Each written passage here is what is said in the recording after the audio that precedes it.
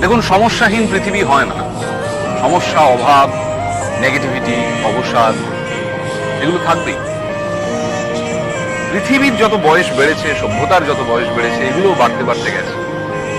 ফলত এগুলো থেকে পালিয়ে লাভ নেই। থাকুক না এগুলো ঘরের বা জীবনের কোণে, চলুক না আমাদের সঙ্গে। হোক না মন খারাপ, তাতে ভয় কি? মনের জানলাটা এত বড় করে রাখতে হবে যাতে সেটা খুললেই অনেকটা আলো এসে পড়ে। নাটক শেষ হওয়ার আগে স্টেজ ছাড়বেন না। মনে রাখবেন, এটা আপনার স্পেস, এটা আপনার জন্য ধার্য।